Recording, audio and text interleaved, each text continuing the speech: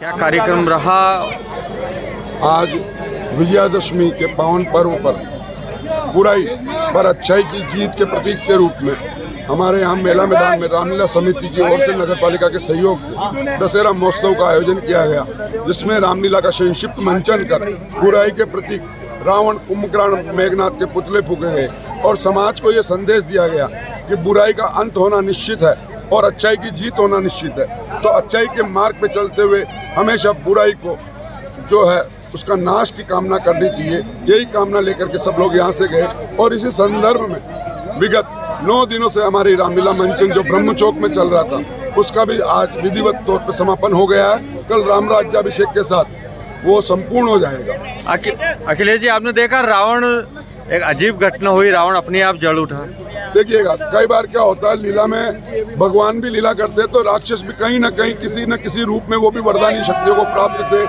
उनको मारने के लिए भगवान को आना पड़ा, तो कहीं ना कहीं रावण में भी देवत्व का अंश था। तो वो अंश आज आपको जागृत अवस्था में मेला मैदान में देखने को मिला कि रावण मरा नहीं, रावण युद्ध में आया नहीं, उससे पहले उसने अपना केवल रूप मात्र दिखाया था। वो जो रूप था वो रावण का युद्ध में रूप था, 10 सिरों के साथ अग्नि वर्षा करता हुआ। और आप खुद स्वयं इस बात का प्रमाण है कि विगत 20 मिनट तक उस पुतले में आग नहीं लगी थी, दहन नहीं हुआ था, जब तक राम उसका वध करने के लिए नहीं आए थे। तो ये रावण के युद्ध से पूर्व की तैयारी आप इसे कह सकते हैं। जो सजीव रावण का चित्रण हुआ उसके हिसाब से आप कह सकते हैं कि मेला मैदान में आज दशानन रावण के भी विजयदशमी पे साक्षात्कार हुए हैं और उसका दहन भी हुआ है। और रावण को मैं दहन कम कहूँगा, उसको मोक्ष की प्राप्ति आज हो गई है।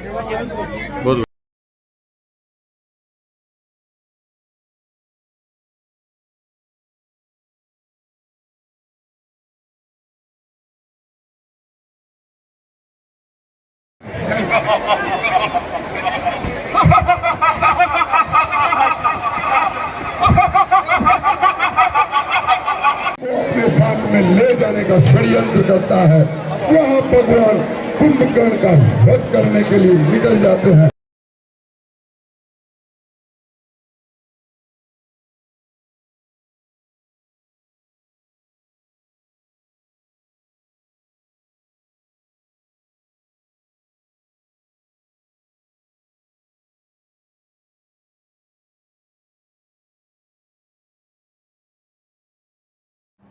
पुष्कर से विधानसभा का चुनाव लड़ रही पूर्व शिक्षा राज्य मंत्री नसीम अख्तर एवं पूर्व संसदीय सचिव सुरेश सिंह रावत आरती उतारने के लिए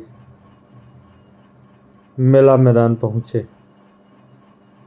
दिनेश पाराशर, ब्रह्म पुष्कर न्यूज, देखते रहिए हमारा चैनल। आचार संहिता होने के कारण नेताओं को मुख्य अतिथि नहीं बनाया गया। रामलीला समिति से जुड़े ही लोगों ने भगवान श्री राम की विधिवत पूजा अर्चना की और आरती उतारी। कार्यक्रम का संचालन अखिलेश पाराशर एवं वरिष्ठ अध्यापक रहे रामलीला सेवा समिति के संरक्षक ठाकुर प्रसाद पाराशर ने बहुत ही उम्दा तरीके से किया, जिसकी सभी लोगों ने खूब प्रशंसा की। कुंभकर्ण का एक पुतला, बुराई का प्रतीक, कुंभकर्ण का पुतला,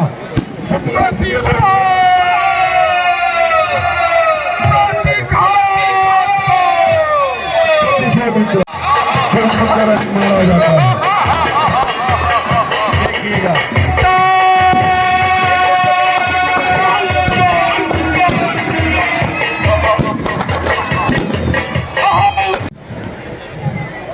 विजयी भव।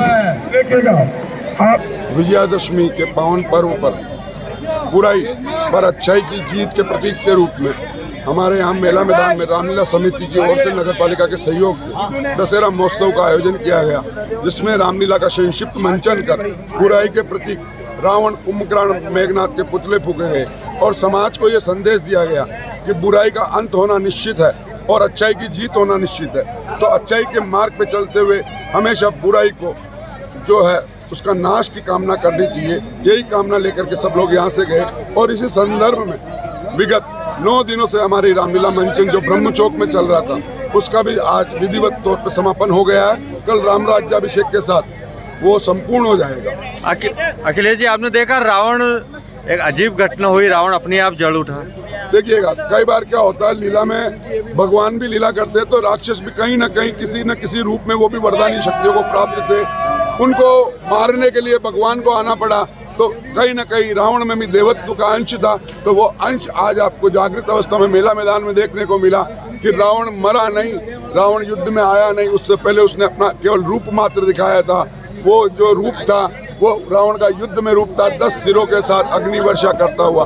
और आप खुद स्वयं इस बात का प्रमाण है कि विगत 20 मिनट तक उस पुतले में आग नहीं लगी थी, दहन नहीं हुआ था, जब तक राम उसका वध करने के लिए नहीं आए थे। तो ये रावण के युद्ध से पूर्व की तैयारी आप इसे कह सकते हैं। जो सजीव रावण का चित्रण हुआ उसके हिसाब से आप कह सकते हैं कि मेला मैदान में आज दशानन रावण के भी विजयदशमी पे साक्षात्कार हुए हैं और उसका दहन भी हुआ है। और रावण को मैं दहन कम कहूँगा, उसको मोक्ष की प्राप्ति आज हो गई है। बहुत